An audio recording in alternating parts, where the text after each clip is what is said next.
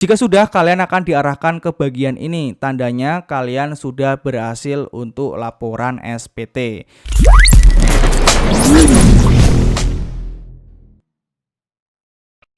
Halo warga digital, terima kasih sudah bertamu di channel ini. Nah, kali ini saya akan membantu kalian bagaimana cara untuk melaporkan SPT tahunan di bawah 60 juta. Jadi caranya gimana? Langsung saja ke caranya. Pertama, silakan kalian buka Google atau Chrome, kemudian kalian ketik saja DJP online. Selanjutnya kalian enter. Nah, pada bagian ini silakan kalian pilih DJP online. Nah, kadang di sini ada yang bisa login, ada yang tidak bisa login. Nah, yang nggak bisa login, kalian bisa cek video di kolom deskripsi. Itu kenapa? Agar kalian bisa login dan selanjutnya kalian bisa meneruskan tutorial di video ini. Nah, jika sudah, kalian bisa masukkan NPWP atau NIK, kata sandi, dan kode keamanan.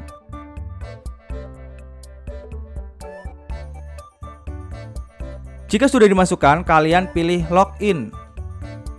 Nah, jika sudah muncul seperti ini, silakan kalian pilih lapor. Kemudian silakan kalian scroll ke bawah. Nah, pada bagian ini ada e-filing. Kalian bisa klik e-filing. Kemudian kalian klik buat SPT. Nah, kemudian akan muncul pertanyaan seperti ini. Apakah Anda menjalankan usaha atau pekerjaan bebas? Kalian bisa pilih tidak. Kemudian, apakah Anda seorang suami atau istri yang menjalankan kewajiban perpajakan terpisah atau pisah harta? Kalian bisa pilih tidak atau ya, sesuaikan dengan kondisi kalian. Nah, di sini saya akan pilih tidak. Kemudian, di sini yang paling penting, apakah penghasilan bruto yang Anda peroleh selama setahun kurang dari 60 juta rupiah? Nah, jika muncul seperti ini, kalian bisa pilih ya. Kemudian kalian pilih SPT 1770S. Nah, kemudian kalian bisa scroll ke bawah. Pada bagian ini, tahun pajak, kalian bisa klik. Kemudian kalian pilih yang paling atas. Nah, kemudian pada status SPT kalian bisa pilih normal dan kalian pilih selanjutnya.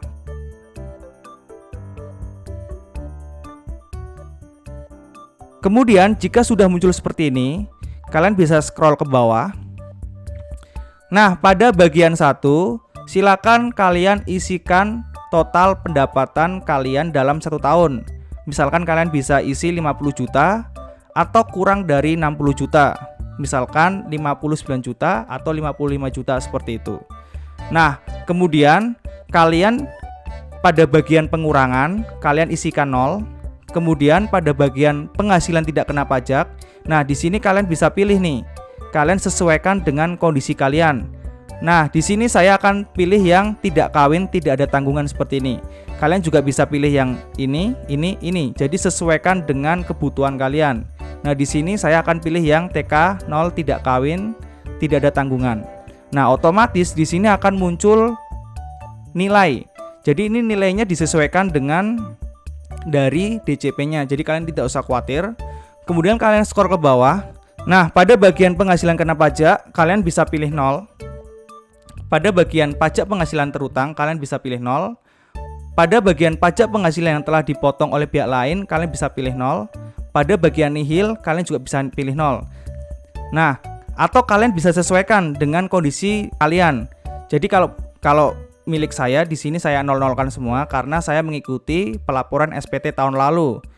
Di pelaporan SPT tahun lalu nomor 24567 di sini tertulis 0. Jika pada tahun lalu kalian tertulisnya beda-beda, kalian bisa sesuaikan ya untuk SPT tahun lalu. Tapi di sini saya sesuaikan dengan SPT saya. Nah, di SPT saya nomor 24567 di sini saya tertulis 0 semua. Jadi yang terisi hanya nomor 1 dan nomor 3. Kalian juga bisa sesuaikan dengan milik saya jika tidak ada pengurangan, tidak ada penghasilan kena pajak, tidak ada pajak penghasilan terutang, tidak ada pajak penghasilan yang telah dipotong oleh pihak lain, atau nihil.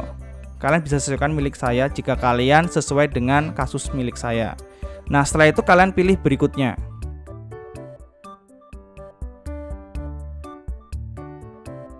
Nah, pada opsi berikutnya, opsi B, itu ada pertanyaan 8, 9, 10. Nah, untuk pertanyaan 8, dasar pengenaan pajak penghasilan bruto pajak penghasilan final, di sini saya tulis 0 karena saya sesuaikan dengan SPT tahun lalu. Nah, untuk pajak penghasilan final terutang, penghasilan yang dikecualikan dari objek pajak, di sini saya juga akan tulis 0.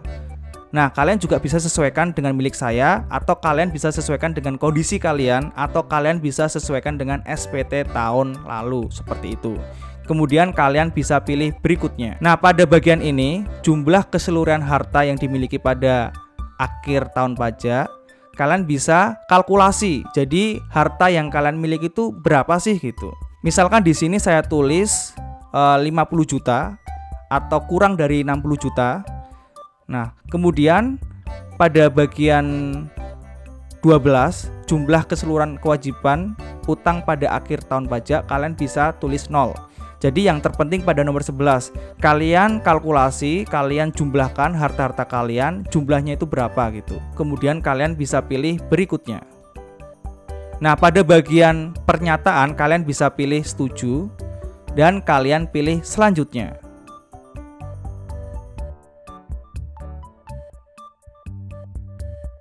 Nah, jika sudah akan muncul halaman seperti ini. Nah, di sini ada jenis formulir, tahun pajak, pembetulan, SPT, jumlah dan lain sebagainya. Nah, pada bagian ini tidak usah kalian ubah-ubah agar tetap seperti ini. Kemudian pada bagian ini ambil kode verifikasi, kalian bisa klik di sini. Nah, di sini kalian bisa pilih kalian ingin menggunakan email atau SMS. Nah, misalkan di sini saya gunakan email, kemudian kalian pilih OK. Nah, setelah itu kalian cek email kalian yang sudah kalian masukkan tadi. Nah, silakan kalian cek email kalian, maka akan muncul notifikasi seperti ini ya. Kemudian kalian copy kode verifikasinya ke bagian sini ya. Setelah itu kalian pilih kirim SPT.